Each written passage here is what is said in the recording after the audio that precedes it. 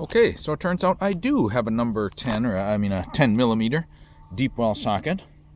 So you can see it's called a deep well because it is deeper than the average socket. So hopefully, I don't know if it's deep enough. Right? That's pretty deep when it comes to sockets. So we'll see if this thing works. So it's going to save me a lot of time having to hand crank these things off here. So let's see. I'm going to do a little experiment here. Scooch up a little closer. And so my guess is this guy, I believe, is fully detached. I don't think there's anything. I'm looking at the air gap here. I don't think there's anything holding it on anymore except that. So all told, it wasn't that bad. For the total time that it took to undo one of these times 8, 5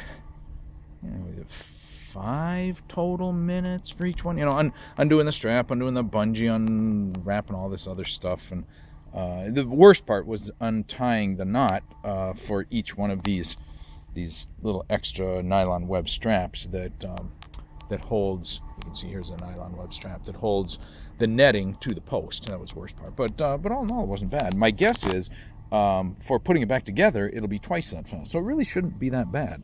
So let's see what happens here. I'm gonna stand back here. I think what's going to happen, if this is actually only being held on by this one U-bolt, the second I start unscrewing this thing is just going to go chunk and fall straight down.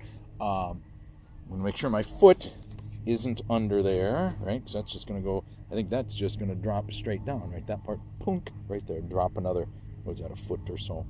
And I don't think it's going to go anywhere, although this will fall to the ground, so this could tip any which way direction. So if there's some wild, fast camera action in the next, as soon as I start videoing here, as soon as I unbolt this thing, my guess is, a pole is actually being held on, to the rest of them by all this big mesh netting and so on.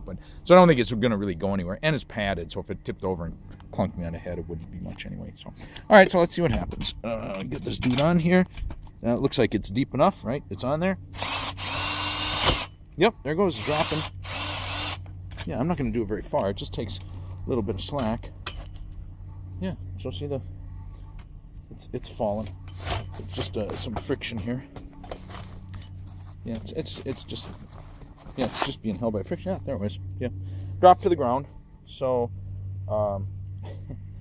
yeah, so it won't be any big deal, right? I'll undo this whole thing, and then when you're ready to do it, I think it said. I'm looking at the next post here. That's I'm trying to hold my hand up. It's more than a foot. So you want to get it. It's going to be off the ground, right? I forget the measure. Maybe. I'll bet that's what that piece of tape is for. That's where the bottom of this should go. But it looks like 16 inches, 18 inches, something like that. 16 to 18 inches off the ground.